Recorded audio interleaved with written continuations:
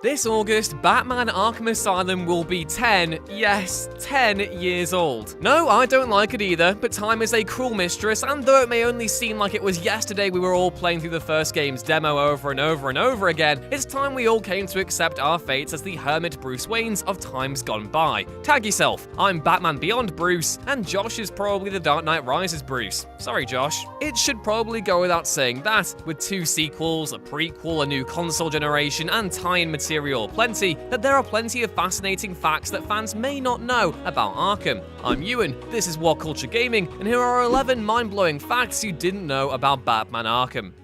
Number 11, it took 3 years for fans to find Arkham City's last Easter egg. After Rocksteady surprised everyone with the revelation that Arkham Asylum was hiding a secret room all along, one that teased the Arkham City sequel no less, fans were prepared for the follow-up. They chronicled Easter eggs, riddles, and story revelations that could have a part to play in an inevitable sequel, and when the Scarecrow lab boat was revealed just after release, everyone thought that was that. Only it wasn't. Fans scoured the game far and wide, searching for something, anything that they could get their hands on. There were already an abundance of nods and winks to what would later become Arkham Knight, but Rocksteady maintained there were still things in the game that fans were yet to find. Eventually, a full 3 years after Arkham City released, the final Easter egg was revealed. It was tied to Calendar Man all along, because even though fans had visited the criminal on specific dates to get new dialogue, they hadn't done so on Rocksteady's birthday. Doing so sparked dialogue that hinted at the events of Arkham Knight, the climax of Rocksteady's trilogy, and of the studio's development itself. Number 10, Mad Hatter was originally meant to appear in Arkham Asylum. It wouldn't be until Arkham City where Mad Hatter would make his AAA debut, but he quickly became a staple of the franchise. Originally though, Mad Hatter was meant to appear in the first Arkham game. Take Batman to the Botanical Garden and you'll be able to scan a riddle referencing the character, and it turns out that he was going to actually have a section dedicated all to himself. Early on in development, Rocksteady planned for the Hatter to take control of a maze designed to entertain children visiting the island, only with the intent of trapping Batman within it. The reason why it was cut was because writer Paul Dini reportedly couldn't find an organic way for the encounter to work in the story, leaving Batman's Lewis Carroll fanatic to bide his time until the sequel. Still, a maze level along the lines of the one seen in Batman the Animated Series If You're So Smart, Why Aren't You Rich would have been amazing to see play out. He's hoping one makes its way to Arkham in the future. Number 9, from Asylum to Night, over 23 other DC heroes are referenced. Almost from the very get-go, it became clear that Arkham Asylum had more to it than just the Dark Knight. The game referenced the Injustice Gang, and the decision to focus on a Batman at the peak of his years seemed to indicate a rich and well-established universe. Aware of the obvious potential the series had to branch out into other DC properties, Rocksteady upped the amount of Easter eggs on show in Arkham City by a ludicrous degree. The game referenced the cities of Metropolis and Keystone, thereby confirming the existence of Superman and the Flash, and WB Montreal followed suit in Arkham Origins, with the very first trailer opening with a box owned by Queen Industries, Green Arrow's own company. Arkham Knight went even further. Bruce can take a message from Lex Luthor, and the Matter of Family DLC included Starro, the Justice League's first ever villain. Point being, there's a massive universe outside of Gotham, and one WB have to explore sooner or later. Number 8, Prometheus was cut from Batman Arkham Knight. People tend to hold up Joker as Batman's polar opposite, but the real antithesis of the character is Prometheus. He's literally the anti-Batman, with his parents having been killed by law enforcement at an early age, and him pursuing a life of villainy thereafter. Prometheus was first referenced in Arkham Asylum and was fortunate enough to have his own character bio. He wasn't present at the asylum at the time of the break-in, but it was clear he was active and that he still had potential to be a major threat in the future. Still, as time went on, Prometheus was still no closer to appearing in Arkham. He seemed an ideal fit for Arkham Origins' story of assassins, but it seems as though Rocksteady had him in mind for their Season of Infamy DLC in Arkham Knight instead. Of course, as those who have played said DLC will know, Prometheus does not appear, so what gives? According to in-game files, both he and Black Mask were cut from the Season of Infamy. The latter showed up in the Red Hood DLC, but fans are still waiting for the former's physical debut.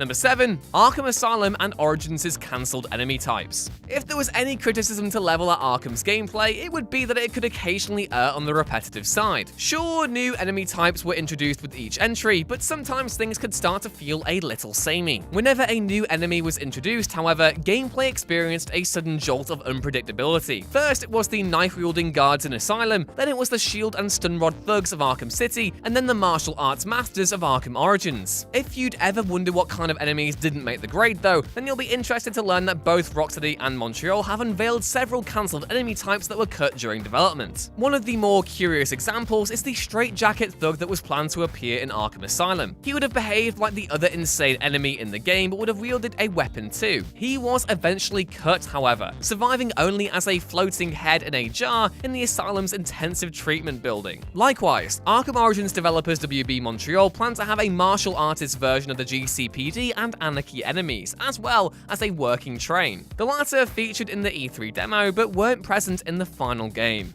Number 6. Arkham Asylum's Joker almost looked completely different. Although Rocksteady themselves should be praised for building the visual foundations of the ARKHAMVERSE, another name that seemingly gets overlooked is Carlos D'Anda. D'Anda's art is all over Arkham Asylum, with the game having used his concept art in the various character bios present, and it's perhaps unsurprising that the artist went through various designs before settling on the one seen in the finished product. Take Harley Quinn, for instance. Originally, her design was based on a BDSM theme, before writer Paul Dini suggested Rocksteady lead with a nurse design instead. D'Anda also conceptualized a version of Joker dressed out in a lab coat, almost along the same lines as the version seen in Batman R.I.P., which coincidentally released during Arkham Asylum's development. By far the biggest visual departure from the final product, however, was D'Anda's vision of Titan Joker. Love or hate Asylum's finale, there's no denying the muscle-bound, hulking version of the Clown Prince of Crime was both terrifying and imposing. Originally though, he could have been much scarier. As detailed in D'Anda's art here, the original Titan Joker was far more skeletal than his final design. He would have also had his gums showing, making him look more like an apparition of Scarecrow's doing than one who'd been hopped up on a more extreme version of Bane's venom.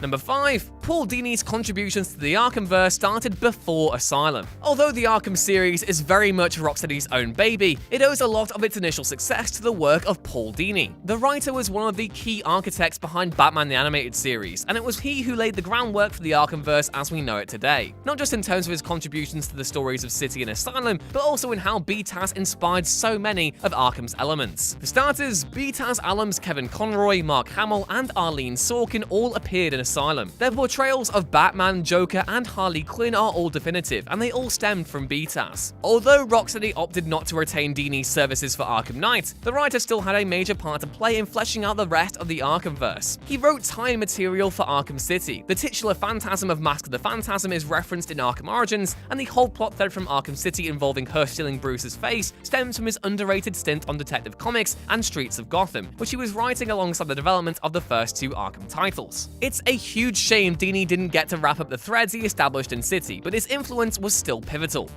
Number 4. Arkham Knight fixed one of the New 52's biggest mistakes. Kate Kane's Batwoman may not make a physical appearance in any of the Arkham titles, but Batwoman fans were given an Easter egg to latch onto in Arkham Knight. The third entry in Rocksteady's trilogy released about 4 years into DC's New 52 experiment. The whole thing was a needlessly controversial reboot, and one of its biggest controversies occurred on the main Batwoman title, when the publisher forbid creative duo Hayden Blackman and J.H. Williams III's plan for Kane to marry longtime girlfriend Maggie Sawyer. Blackman and Williams soon left the title in protest, and the story they had planned went untold. Perhaps in a clapback at DC's bonkers decision, if you head to Wayne Tower and listen to Wayne's voicemail, you can hear a message left by Kate asking Bruce about his availability for her engagement thing, a subtle reference to her upcoming marriage with Sawyer in that universe. Number 3. Troy Baker is one of the only people to voice both Joker and Batman. Although there once was a time where Nolan North played everyone and everything, even you, it's Troy Baker who has that honor these days. He seems to be in pretty much every major release, and so it was somewhat inevitable when his paths crossed with Arkham in 2013's Origins prequel. Baker had big shoes to fill in that game as he took on the part of the Clown Prince of Crime. He delivered a fantastic performance though, aided by an equally fantastic script from Corey May, Brian Galetta, and Duma Wenshu. He was great, but here's the thing, Baker had already played 2 roles in the the Arkham series before in Arkham City as Two-Face and Robin. That in itself makes for a unique filmography, but Baker followed up his appearance in Origins as the Joker with one in Telltale's Batman game as the Dark Knight himself. Number 2, a Suicide Squad Arkham game was this close to happening. It finally looks as though Warner Bros. Montreal are close to realizing their next Arkham title, but for years it seemed as though the studio were left frustrated in development hell. Arkham Origins' ending set up a Suicide Squad spin-off, or at least a title that would have utilized Task Force X in one form or another. They already had Deathstroke nailed to appear, CCH Pounder reprised her role as Amanda Waller from 2003's Justice League cartoon, and an animated spin-off centered around the premise called Assault on Arkham even released too. But whatever became of Montreal's game? Given they're thought to be working on a sequel to Origins spotlighting the Court of Owls, it should come as no surprise to hear it was binned off years ago. According to Kotaku's Jason Schreier, Montreal stopped working on Suicide Squad late 2016 to focus on a Damian Wayne Batman game, which in turn seems to have fallen to the wayside. The title was meant to be co-op oriented, so here's hoping the studio figure out a way to make that feature work with their new Batman title, whenever it releases. And number 1, a single character in Arkham Knight has as many polygons as all of Arkham Asylum. Batman Arkham Knight is one of the best looking games of the last generation. It was the first time Rocksteady moved onto Unreal Engine 4, and the amount of detail they managed to pack into their version of Gotham really shines through. It's a stunning achievement. Perhaps the most impressive thing about Arkham Knight is the level of detail on display in each of the game's character models. The character models for Batman, Harley Quinn, and pretty much everyone that appears are all incredibly impressive, and given the game released a whole 6 years after Asylum did, big advancements were always expected. Perhaps not to the level it eventually ended up being though. In the build-up to Knight's release, lead character artist Albert Fellio spoke to Game Informer and said that one character is as big as the polygon count of Arkham Asylum, the whole environment. That's an incredible upgrade, and one of the most fascinating tidbits about the Arkham series so far.